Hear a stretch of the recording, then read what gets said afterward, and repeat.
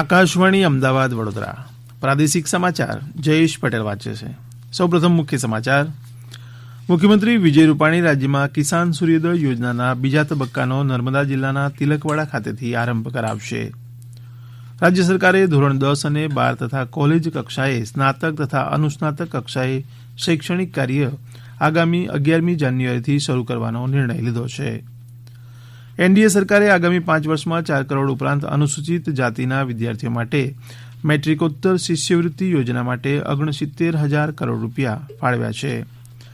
જૂનાગઢ જિલ્લાના માણાવદર રેન્જ હેઠળ બારવા ખારે ડેમ વિસ્તારમાં 53 પક્ષીઓના મૃતદેહો મળી આવ્યા છે અને ગુજકોસ્ટ દ્વારા રાજ્યના ટેકનો સ્કિલ્ડ યુવાઓને પ્રોત્સાહિત કરવા માટે રોબોફેસ્ટ ગુજરાત સ્પર્ધાની જાહેરાત કરવામાં આવી છે. સમાચાર વિગતવાર.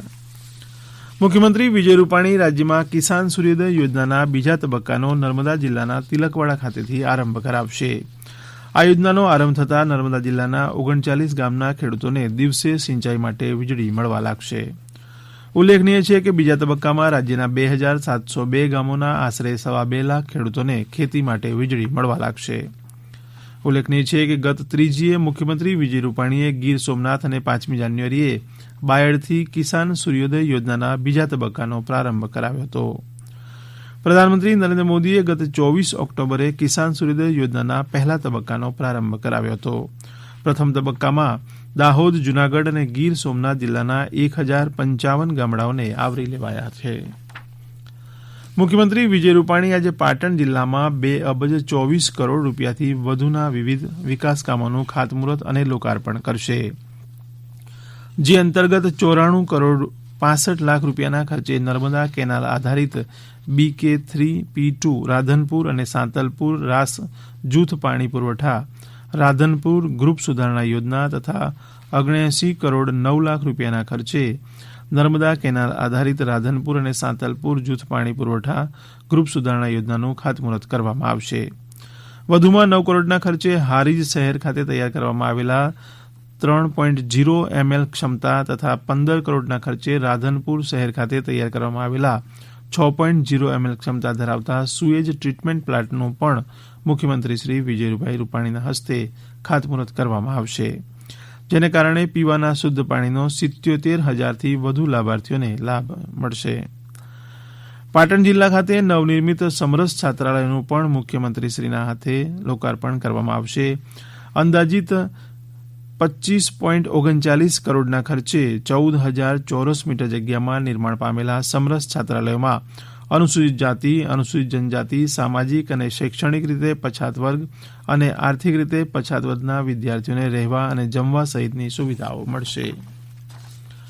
મુખ્યમંત્રી વિજય રૂપાણીએ મુખ્યમંત્રી મહિલા ઉત્કર્ષ યોજનાની સંપૂર્ણ માહિતી વિગતો સરળતાથી મળી રહે તે માટે વેબ પોર્ટલ ખુલ્લું મૂક્યું છે. રાજ્યમાં અત્યાર સુધીમાં 44,854 જેટલી મહિલા જૂથોની મુખ્યમંત્રી મહિલા ઉત્કર્ષ યોજના હેઠળ રચના થઈ છે. ગ્રામીણ તેમજ શહેરી ક્ષેત્રની મળી કુલ 1 લાખ મહિલા જૂથોને જૂથ દીઠ રૂપિયા 1 લાખની સહાય ધિરાણ અપાશે. www.mmui.gujarat.gov.in આ પોર્ટલ પરથી આ યોજનાની સંપૂર્ણ જાણકારી ઉપલબ્ધ રહેશે. રાજ્ય સરકારે ધોરણ 10 અને 12 તથા કોલેજ કક્ષાએ સ્નાતક તથા અનુસ્નાતક કક્ષાએ શૈક્ષણિક કાર્ય આગામી 11મી જાન્યુઆરીથી શરૂ કરવાનો નિર્ણય લીધો છે. શિક્ષણ મંત્રી ભૂપેન્દ્રસિંહ ચુડાસમાએ જણાવ્યું હતું કે મુખ્યમંત્રી વિજય રૂપાણીના અધ્યક્ષપદે ગઈકાલે મળેલી મંત્રીમંડળની બેઠકમાં લેવાયેલો આ નિર્ણય રાજ્યમાં કાર્યરત બધા જ શિક્ષણ બોર્ડને લાગુ પડશે. શિક્ષણ મંત્રીએ જણાવ્યું હતું કે બધી જ સરકારી શાળાઓ, ગ્રાન્ટ મેળવતી સંસ્થાઓ તથા સામાજિક ન્યાય અધિકારીતા મંત્રાલય હેઠળની બધી જ સંસ્થાઓને આ આદેશ લાગુ પડશે. કોવિડના પ્રસારને રોકવા કેન્દ્ર સરકારે જારી કરેલી માર્ગદર્શિકાનું બધી જ શૈક્ષણિક સંસ્થાઓએ પાલન કરવું પડશે. શ્રી ચુડાસમાએ જણાવ્યું કે શાળાઓમાં હાજરી આપવી ફરજિયાત નથી. શાળામાં આવનાર દરેક વિદ્યાર્થીએ પોતાના વાલીની સંમતિ દર્શાવતો પત્ર જમા કરાવવો પડશે. એવી જ રીતે હાલમાં ચાલતી ઓનલાઈન શૈક્ષણિક કામગીરી યથાવત રહેશે. કેન્દ્રના સામાજિક ન્યાય અને અધિકારીતા રાજ્યમંત્રી શ્રી રામદાસ આઠવલેએ ગઈકાલે અમદાવાદમાં એક પત્રકાર પરિષદને સંબોધતા જણાવ્યું કે એનડીએ સરકારે આગામી 5 વર્ષમાં 4 કરોડ ઉપરાંત અનુસૂચિત જાતિના વિદ્યાર્થીઓ માટે મેટ્રિકોત્તર શિષ્યવૃત્તિ યોજના માટે 69,000 કરોડ રૂપિયા ફાળવ્યા છે. અનુસૂચિત જાતિના વિદ્યાર્થીઓ માટે મેટ્રિકોત્તર શિષ્યવૃત્તિ હેઠળ આગામી 5 વર્ષમાં ઉચ્ચ શિક્ષણ તથા કૌશલ તાલીમ માટે 1 કરોડ 30 લાખ ગરીબમાં ગરીબ વિદ્યાર્થીઓનું નામાંકન કરવામાં આવશે. શ્રી આઠવલેએ પોતાના મંત્રાલયની કામગીરી વિશે વધુ માહિતી આપતા જણાવ્યું કે 35,000 કરોડ રૂપિયા ઉપરાંતનો લાભ શિષ્યવૃત્તિ પેટે લાભાર્થીઓને સીધો આપવાની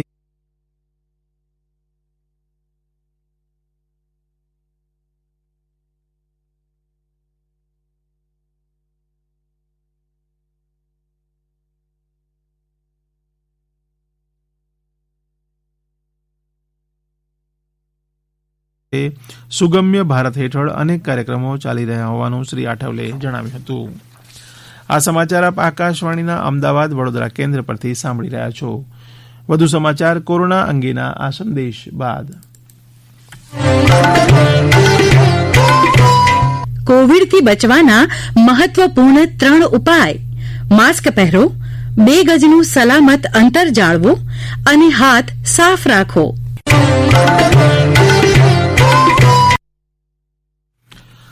જૂનાગઢ જિલ્લાના માણાવદર રેન્જ હેઠળ બારવા ખારે ડેમ વિસ્તારમાં 53 પક્ષીઓના મૃતદેહો મળી આવ્યા છે. પશુપાલન વિભાગના નાયબ નિયામક દિલીપ પાનેરાએ જણાવ્યું હતું કે સ્થળ પરથી 46 ટીંટોડી, 3 બગલા, 3 બતકોના મૃતદેહોને તપાસ માટે ભોપાલની પ્રયોગશાળામાં મોકલવામાં આવ્યા છે. તેમણે કહ્યું કે પ્રથમ નજરે આ મૃત્યુ ઝેરના કારણે થયા હોય તેવું જણાય છે, પણ પ્રયોગશાળાઓના અહેવાલ મળ્યા બાદ સાચું કારણ જાણી શકાશે. પશુપાલન વિભાગે ખારા ડેમ વિસ્તારના નજીકના વિસ્તારમાં આવેલા મરઘા કેન્દ્રોની તપાસ હાથ ધરી છે. દરમિયાન પશુપાલન અને પાણી પુરવઠા મંત્રી કુંવરજી બાવળિયાએ ગઈકાલે જણાવ્યું હતું કે રાજ્યમાં હાલ બર્ડ ફ્લૂનો એક પણ કેસ નથી. રાજ્ય સરકારે તકેદારીના પૂરતા પગલાં લીધા છે.